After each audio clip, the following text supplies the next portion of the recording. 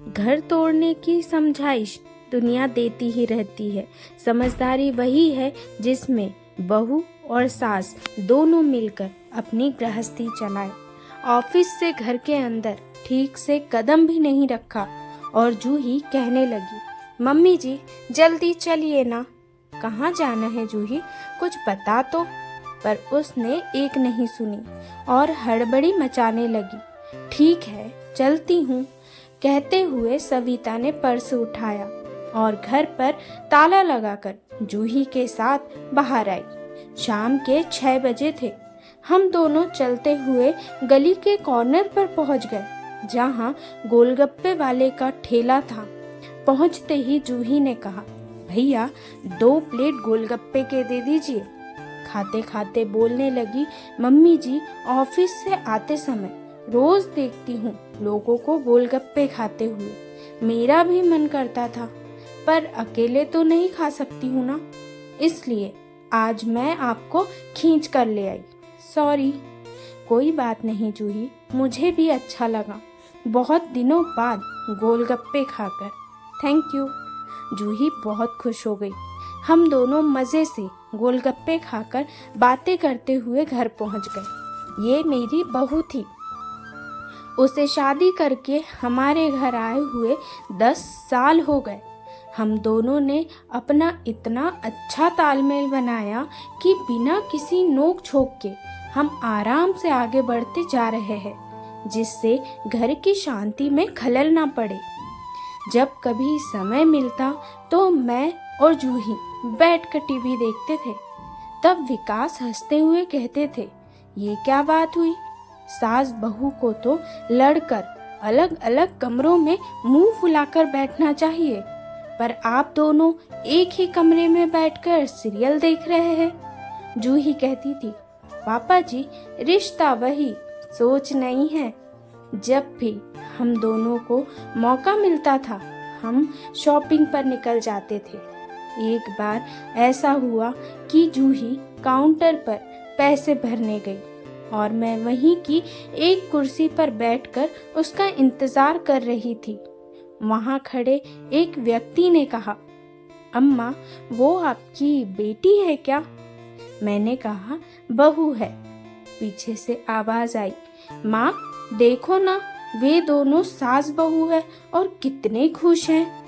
ना मेरी भी शादी ऐसे ही घर में कराना जहाँ की सास मेरी दोस्त बनकर मेरे साथ रहे। मैं हंसने लगी और उस बच्ची को आशीर्वाद देते हुए कहा, तथास्तु।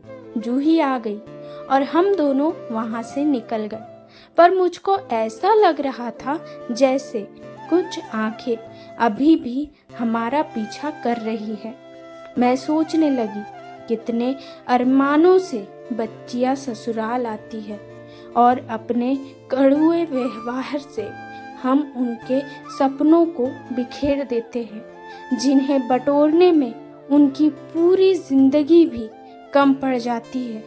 वही कड़वापन वे अपनी बहुओं को देती है। ये साइकिल की तरह चलता ही रहता है। कोई तो उस कड़वेपन को दूर करे ताकि आगे की पीढ़ी खुशी से जिए और दूसरे को जीने दे। सोचते सोचते ही कब घर आ गया मुझको पता ही नहीं चला। कई बार लोगों ने जूही को भड़काने की कोशिश भी की थी कि अलग मकान लेकर चले जाओ, क्यों साथ में रहते हो, पर जूही ने तो उन्हें अनसुना ही कर दिया था। एक बार तो हद ही हो गई थी। विकास के मामा की बहू और बेटा दोनों मिलने आए थे। बहू ने तो हमारे सामने ही जूही को नसीहत दे डाली कि अपने लिए स्पेस रखो और आराम से अकेले रहो।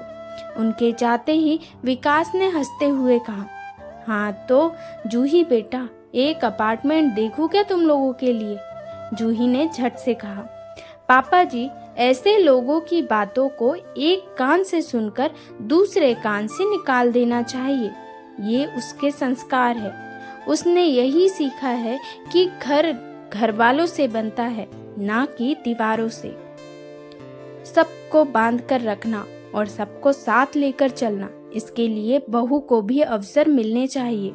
बेटे और बहू को भी बीच बीच में अकेले छोड़ देना या उनको उनका समय बिताने का अवसर देते रहना चाहिए। हर समय उनके आगे पीछे नहीं घूमना चाहिए।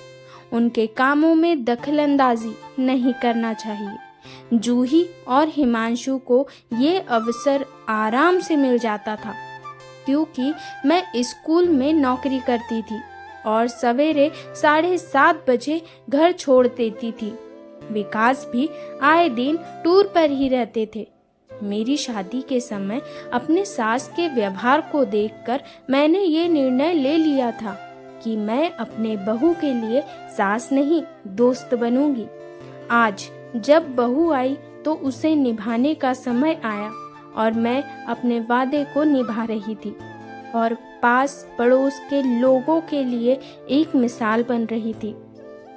दोस्तों, जहाँ चाह है वहाँ राह है।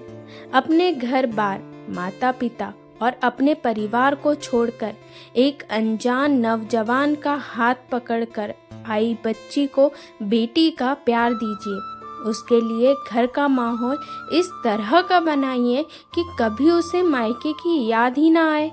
फिर देखिए, आपको आपका घर स्वर्ग के समान नजर आएगा। असंभव कुछ भी नहीं है, संभव करना हमारे हाथ में है।